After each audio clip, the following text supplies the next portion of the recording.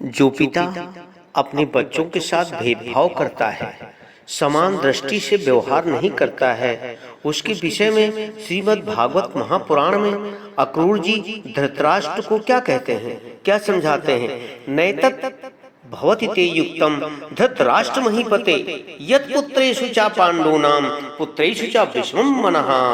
हे राजा धृतराष्ट्र, ये तुम्हारे लिए उचित नहीं है कि अपने पुत्रों और पांडु के पुत्रों में तुम्हारा मन विषम यानी भेदभाव रखता हो।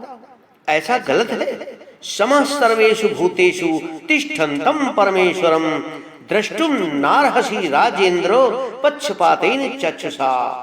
हे राजेंद्र, परमेश्वर सब प्राणियों में समान रूप से बैठा हुआ है, अंदर उसे देखो।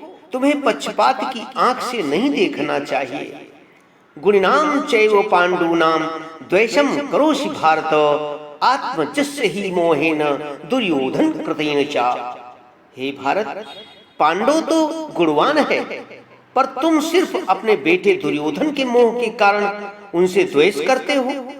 अन्यथा त्वां प्रजां वक्तां अधर्मिष्ठं विग्रहितं निंदति साधवो लोके मतम नरकमेव च। अगर तुम पक्षपात नहीं छोड़ोगे तो प्रजा तुम्हें अधर्मी कहेंगे, साधु संत तुम्हें निंदा करेंगे और मरने के बाद भी तुम सीधा नरक तुम्हें प्राप्त हो जाएगा। इसलिए उन्होंने 3 बातें और बड़ी बड़ी कही कि पिता, प्रजा, संतान राजा का धर्म है। सबको बराबर आंखों से देखना। जो राजा एक को दूध पिलाए और दूसरे को जहर देने की कोशिश करे, किसी कारणवश वो राजा नहीं, वो हत्यारा है। पक्षपात नंबर 2, अधर्म नरक, बेटों में भेद करना सीधा नरक का ही रास्ता है।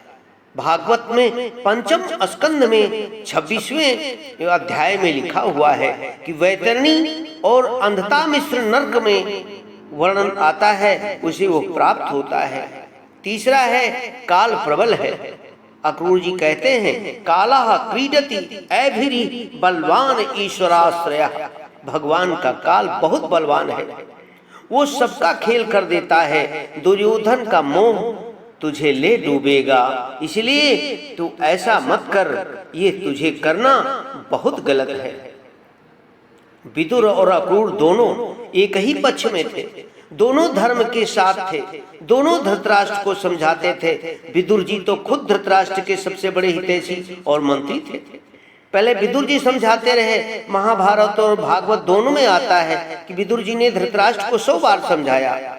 उन्होंने कहा पांडवों का हक मत मारो, छीनो मत, दुर्योधन के पाप में मत डूबो।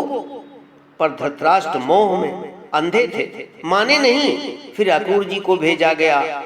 जब विदुर की बात धृतराष्ट्र ने नहीं मानी तो भगवान श्री कृष्ण ने अक्रूर जी को हस्तिनापुर भेजा और तब अक्रूरम प्रेषयामास धृतराष्ट्र केशवः।